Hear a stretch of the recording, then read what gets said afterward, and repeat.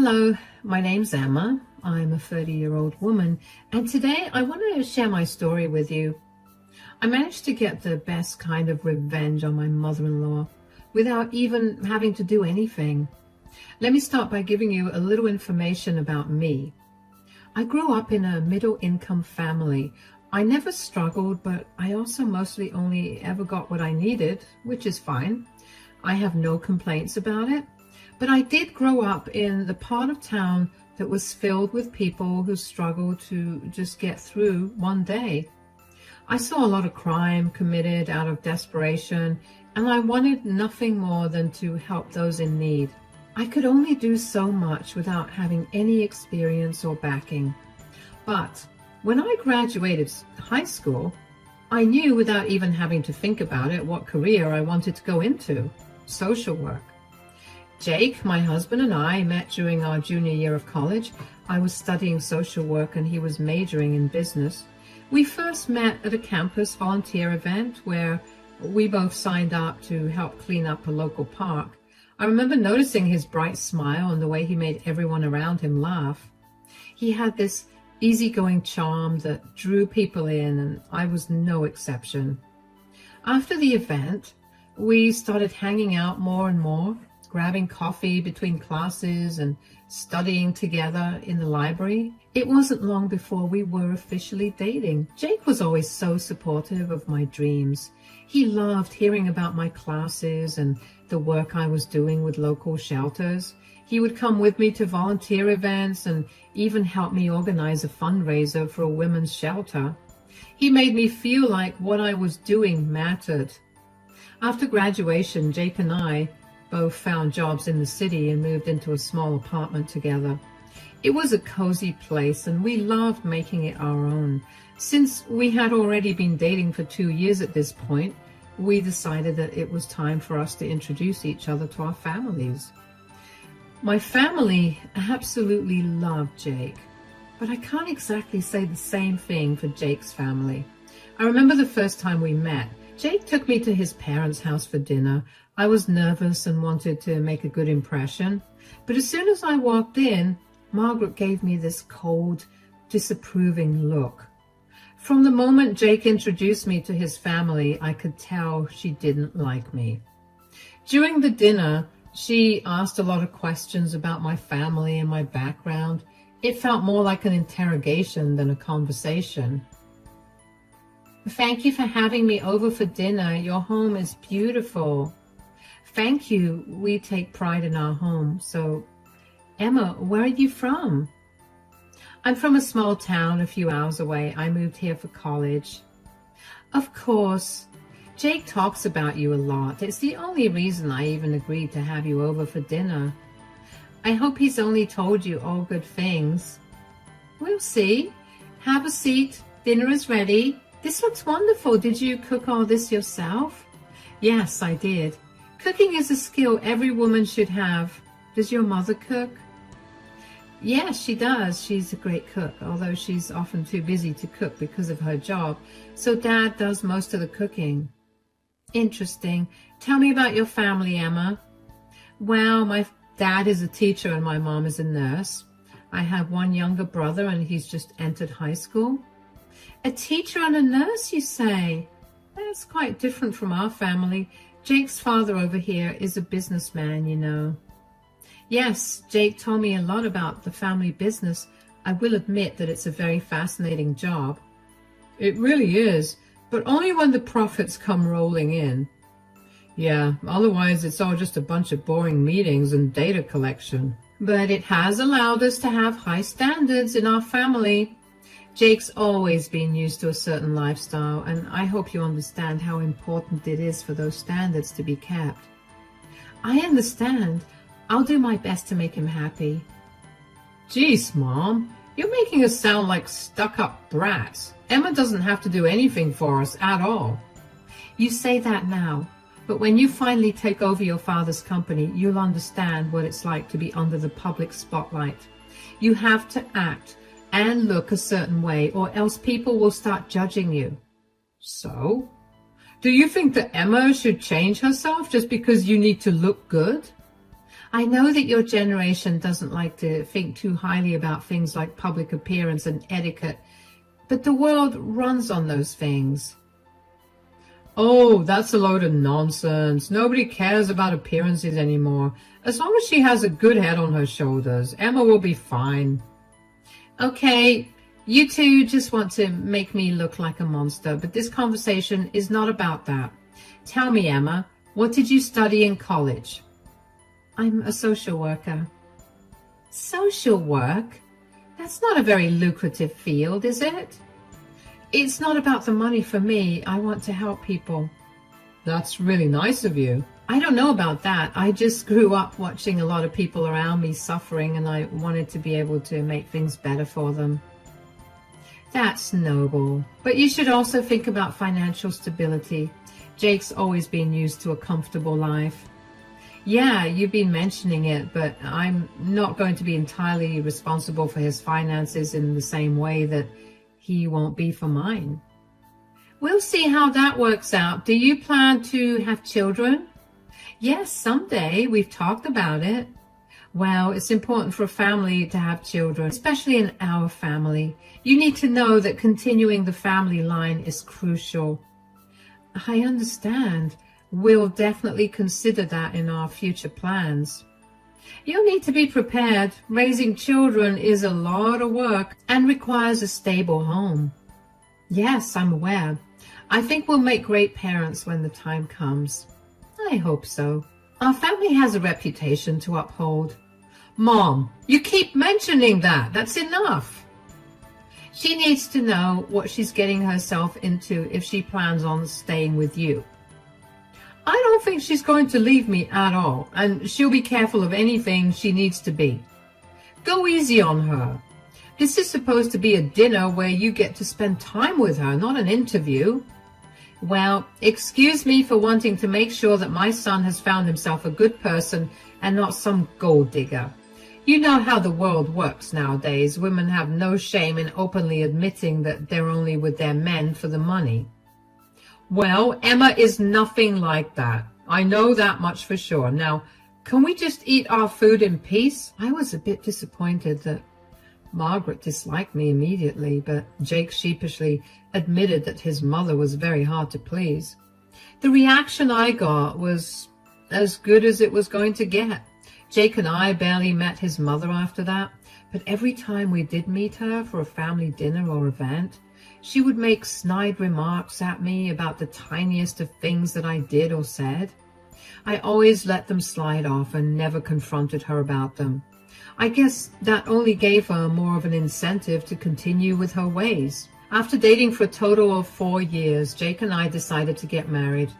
We didn't have a big fancy wedding, and that really annoyed Margaret, who had apparently been looking forward to a big show of wealth. Jake and I wanted to have a simple wedding, and that only made Margaret dislike me more because she thought that I was influencing Jake in the wrong way. After Jake and I got married, things didn't get any better. Margaret was always criticizing me. She would come over unannounced and rearrange our furniture or tell me how to cook meals the right way. When Jake wasn't around, she'd make snide remarks about my job, saying I should be doing something more respectable given their family status. 2 years after we got married, we decided to adopt a child. We both felt a strong desire to provide a loving home for a child in need. It was one of the best decisions we ever made. While Jake's father, Keith, was happy for us, Margaret was furious. She said we were making a huge mistake and that it would ruin the family's reputation. She even tried to convince Jake to change his mind. But Jake stood by me and we went through with the adoption. We adopted a boy from the orphanage in our town. His name is Alex, and he was 4 years old when we adopted him. Not only had we fallen in love with him when we first met him, but we also only wanted to adopt grown-up children instead of newborns because we didn't think we had the time to take care of babies. Anyway, our son Alex brought so much joy into our lives, but Margaret never accepted him. She treated him differently and would make hurtful comments about him not being a real part of the family. Family gatherings were always stressful. Margaret would go out of her way to exclude me from conversations and activities. She would talk about Alex and I being unwelcome at the various events because we were not following family traditions, and she acted as if Alex and I weren't even there. One time, though, I had had enough of Margaret's snide comments, so I pulled her aside and confronted her about her attitude towards Alex. I could deal with her mean comments, but I didn't want Alex to grow up feeling insecure or with low self-esteem. I needed to nip Margaret's behavior in the bud. Margaret did not seem happy with being pulled aside, but I did what needed to be done for my son. What is your problem? I have better things to do than talk to you in private. Margaret, we need to talk about Alex. What about him? I've noticed how you treat him differently. It's not fair to him. Fair? He's not even a real part of this family. What do you mean by that? He's our son, and he deserves to be treated with love and respect. He's not of our blood. He's not a true Johnson. I can't accept someone impure into our family. How can you say that? Alex is a wonderful child, and Jake and I love him dearly. Love him all you want, but it doesn't change the fact that he's not of our blood. You should have given Jake a real son, not brought in a stranger.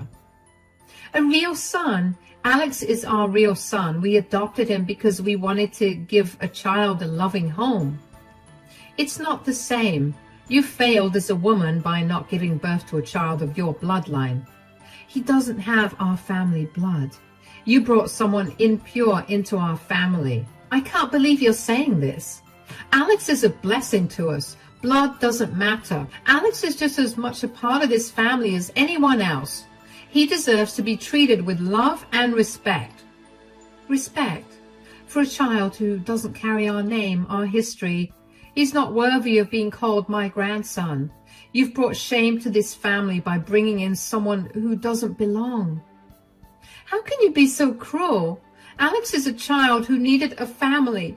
We chose to be that family for him. He needed us, and we needed him. You needed him? No, Emma, you needed a distraction because you couldn't fulfill your duty as a woman to bear children. That's not true at all. Jake and I made this decision together. We believe in giving love to those who need it. A real woman would have tried harder to have her own children instead of taking the easy way out. Adopting Alex was not the easy way out. It was a decision made out of love and compassion. We are giving him a family and a future. But not a future with our family's legacy. He's a burden, not a blessing. You should have thought about what this means to us, for our family name. You've ruined everything. Margaret, family isn't about names or blood. It's about love, care, and support. Alex is our son in every way that matters. He'll never be my grandson. He's not one of us, and he never will be. I'm sorry you feel that way, but we're not going to let your narrow-mindedness affect our family. We love Alex, and that's all that matters. You've made your choice, Emma, but don't expect me to accept it. You've brought someone unworthy into this family, and I'll never forgive you for that. Then that's your loss. You're missing out on knowing a wonderful, loving child. We will always stand by Alex, and nothing you say will change that. Do what you want, but don't come crying to me when you realize the mistake you've made. The only mistake here is your refusal to open your heart. We'll be just fine without your approval. Alex is our son, and we love him completely. I've said all I need to say. Don't expect anything from me. I don't. I just wanted you to know that Alex is a part of our family, whether you like it or not, and he's here to stay. After that heated conversation with Margaret, things didn't get better. In fact, they got worse. Margaret continued to treat Alex like an outsider. She refused to acknowledge him as her grandson, making every family gathering tense and uncomfortable. Whenever we visited, she would barely look at Alex, and when she did, it was with a cold, disapproving stare. It broke my heart to see my son treated this way. Jake and I tried to talk to her again, but she was stubborn and unyielding. She refused to see Alex as part of the family. It became clear that no amount of reasoning would change her mind. She was set in her ways and her prejudice ran deep. We decided to go low contact with Margaret for the sake of our sanity and Alex's well-being. We stopped attending family events at her house and limited our visits to only the most necessary occasions. It wasn't easy, but it was the best decision for our family. Alex deserved to grow up in a loving and supportive environment, free from Margaret's toxic behavior. The only person who ever apologized for Margaret's behavior was Jake's father, Keith. I remember the first time he came over to our place by himself, a few weeks after we adopted Alex, and after Margaret had made it clear that she did not approve of him. Keith looked really distressed when he came over, so I invited him into our house and asked him what was wrong. "Hi, Keith. Come on in." "Thank you, Emma." "Is everything okay? You seem upset." "I've just had a lot on my mind recently. I tried to deal with it, but my conscience wouldn't let me keep quiet." "What do you mean? Is everything okay, or should I be worried right now?" "Oh, God, no. I don't want you to be any more worried than you already are. I'm here to talk about Margaret. I'm sorry about her behavior, not only my words, Alex, but also towards you in general." "It's okay, Keith. You don't have to apologize for her." "I know, but I can't stand seeing how she treats you, Alex and Jake." "Well, the woman absolutely hates my guts. I just wish that Alex and Jake weren't caught up in the middle of it all. But that does not mean that I'm going to leave them or let the things she says or does go." "Good. I really like that attitude. What I also wanted to tell you was that I just want you to know that her words don't reflect how I feel." "Thank you for saying that, although I feel like it's pretty clear that's the case considering only you came to apologize." Margaret would rather watch civilization fall to ruins than admit to making a mistake. "But I want you to know that I love Alex. He's part of our family, no matter what Margaret thinks or says." "That means a lot to us, Keith. Thank you for accepting him." "I'm proud of you and Jake for giving Alex a loving home. It was not easy, but we saw a child in desperate need of help, and we couldn't just let him be that way. But all the struggles we faced to get him into our family are worth it because he truly lights up our life." I know that she makes a big deal about it, not producing any biological children, but Jake and I both feel that it'd be really cruel to bring another child into the world when there are already enough children struggling without families. "You have no idea how proud I am to call you two a part of my family. You've done something amazing by adopting him. I just wish Margaret could see things this way." "Maybe one day she'll come around." "I hope so, but considering how long I've known her, the chances of that happening are close to zero." "I don't think that will matter anyway. Jake and I have been discussing keeping low contact with Margaret." "Please don't include me in that. I really want to be able to spend time with my only grandson. Lord knows how long I'll get to live. I know that I definitely want to spoil that child senseless before I go." "Don't talk like you're an 80-year-old man. But we'll make sure that you remain included in Alex's life. I'm sure he'd be beyond happy to have you as a grandfather." Keith really did mean every word that he said to me that day. He loved and treated Alex like he was his grandson and never once made Alex feel like he wasn't a part of his family. Keith would also often call or visit us. He spent a lot of time with Alex and showed him the love and acceptance that Margaret refused to give. Over the years, Keith became a constant source of support for our family. He attended Alex's school events, celebrating his birthdays with us, and was always there when we needed him. His love and kindness helped to fill the void left by Margaret's rejection. Margaret knew that Keith was very involved in Alex's life and chose to blame me for brainwashing her husband. She hated Alex and me even more, something which I didn't think was even possible. Despite the challenges with Margaret, our family thrived. Alex grew up in a home filled with love and laughter. Jake and I focused on creating happy memories and supporting each other through the ups and downs. We built a strong, united family, and nothing Margaret did could take that away from us. As the years went by, we celebrated many milestones together. Alex did well in school and made many friends. Jake and I continued to support each other, and our bond grew stronger with each passing year. We created our own traditions and surrounded ourselves with people who loved and accepted us for who we were. Then our 10th anniversary approached. It was a significant milestone, and we wanted to celebrate it in a special way. We planned a big party since we didn't really have a big wedding. We very reluctantly invited Margaret, only because we figured that since it was a huge event, we wouldn't have had to deal with her that much. Well, we should have not invited her after all. From the moment she arrived, Margaret was making snide remarks. She walked around commenting loudly on how everything was not quite up to her standards. She criticized the decorations, saying they looked cheap, and complained about the food, claiming it wasn't gourmet enough for such an important occasion. Throughout the evening, she kept making passive-aggressive comments about me and Alex. When she thought I wasn't listening, I heard her telling one of Jake's cousins that adopting Alex was a mistake and that he could never be a real part of the family. It hurt so much to hear her talk about my son that way, but I tried to focus on the celebration. The worst part of the night came when it was time for speeches. Margaret insisted on giving a speech, saying she had a special surprise for us. Jake and I didn't want to cause a scene, so we reluctantly agreed. Margaret took the microphone, and I immediately felt very uneasy about our decision to let her have the mic.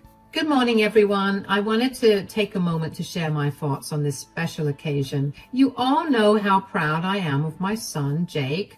He has always been a remarkable man, deserving of the best in life.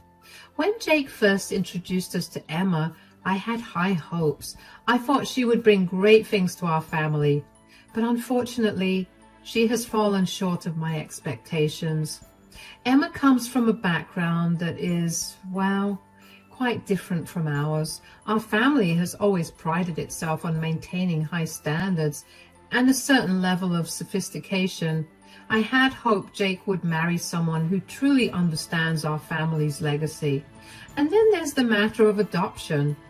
While some might see it as a noble act, I see it as a sign of failure. Emma was unable to give Jake a child of his own blood. Instead, she brought an outsider into our family, someone who does not share our history, our lineage. Emma, I believe you failed as a woman. A true woman would ensure the continuity of our family's legacy. Adopting a child and bringing someone unpure into our family will not continue the legacy of this family. And now we are expected to accept a child who is not truly one of us. So while I congratulate Jake on this milestone, I cannot ignore my disappointment. Our family's legacy deserves better. Hold on. You know what? Our family absolutely does deserve better, because there is a failure here. But it's not Emma. The only thing failing here is our marriage, Margaret. I figured something like this would happen tonight, so I brought these papers with me. What? What is this? These are divorce papers. I'm beyond exhausted of your toxic behavior. There's only so much that I can bear. I've been on your side with everything you've ever wanted. I let you do whatever you wanted, even if that meant hurting myself. But this, I cannot tolerate it. You can't tolerate me speaking the truth? Truth? You must be joking. There's no truth in anything you're saying. There's only elitism and hatred, none of which I agree with. The only reason I remained silent was because I was too much of a coward to do anything. You can't divorce me for only wanting what's best for this family. Being emotionally abusive to Emma and Alex, trying to manipulate Jake to go back on his decision, and refusing to accept Alex is not what's best for our family. What's best for our family is for you to leave us alone. You're overreacting. You just need to think over things again. You can't let go of our relationship this easily. Oh, believe me, this was no easy decision. I loved you, Margaret, until you became this monster to Emma and Alex. They're such wonderful people, but the hatred in your heart would never let you see that. My family has never been this strict with anyone, and Emma has proved that she isn't some gold digger like you're so afraid of. She's been with Jake for 10 years, for God's sake. There's absolutely no need for you to be so mean towards them. I don't think gold diggers would leave this source of income ever, but they would adopt a kid with the person they're taking money from? You never know. You sound insane. It'll be best for you to be out of this family. Then you'll relearn all the basic values that everybody should have. I don't want that. Tough luck. This is all Emma's fault. You shouldn't be taking this out on me. Don't you see how she's brainwashed you and Jake into agreeing with her disgusting lifestyle and values? She never did anything bad. If anything, she has a better conscience than all of us combined. Even though you treated her like crap, she still treated you nicely. And you had ample time to change your attitude and treat Emma and Alex with kindness. But you never did. Instead, you chose to try and humiliate them on an important day. Now, you get to live with the consequences of that decision. This is all your fault, and you need to know that. Margaret stood there, stunned and speechless, clutching the divorce papers in her hands. The guests were shocked, whispering among themselves as the gravity of Keith's words sank in. Some looked uncomfortable, while others seemed relieved that someone had finally stood up to Margaret's cruelty. Jake put his arms around me, squeezing my shoulder reassuringly. Alex, who had been sitting quietly, looked up at Keith with admiration. I could see in his eyes that he finally felt defended and valued. It was a moment of vindication for us all. It was also deeply painful. Margaret's face turned red with anger and humiliation. She tried to argue, but her words came out as incoherent sputters. She tore the papers in half and stormed out of the hall, leaving a trail of stunned silence behind her. The guests slowly began to relax, and some even came up to us to offer their support. It felt like a weight had been lifted from our shoulders. In the months that followed, the divorce was finalized. Margaret refused to accept the divorce at first, but Keith was resolute. The legal proceedings were swift, and Margaret's behavior during the trial only cemented the fact that his decision to leave her was the right one. She fought hard to keep her status and wealth, but only got a little in the settlement. The judge saw through her manipulative tactics and awarded her only a small portion of the assets that was just enough to get by. But it was a far cry from the comfortable life she was used to. Margaret, having never worked a day in her life and having relied solely on Keith's income, found herself struggling financially. Without Keith's support and without the approval of most of her social circle, who were appalled by her behavior, Margaret found herself increasingly isolated. She moved into a small apartment and had to make do with a modest lifestyle. She reached out to Jake a few times, but he remained firm in his decision to keep our contact with her limited. He was done allowing her toxicity to affect our family. Meanwhile, our lives improved dramatically. Without the constant stress and tension of dealing with Margaret, our home became a haven of peace and love. Jake and I grew even closer, and we focused on giving Alex the best childhood possible. Alex thrived in a positive environment, excelling in school and forming strong friendships. Keith remained a steady presence in our lives. Visiting often and spending quality time with Alex, he was always there to support us, and his love and kindness helped heal the wounds Margaret had inflicted. Our family gatherings were filled with joy and laughter, and we created many happy memories together. The anniversary celebration, despite Margaret's attempt to ruin it, became a turning point for our family. It marked the beginning of a new chapter, one filled with hope, love, and unity. Margaret's absence, though initially painful, ultimately brought us closer together and allowed us to truly appreciate the strength and resilience of our family. Looking back, I'm grateful for the courage Keith showed that night. His decision to stand up to Margaret and to prioritize the well-being of our family made all the difference. We learned that family is not just about blood, but about the love and support we give to one another. And in fact, we found our true strength and happiness.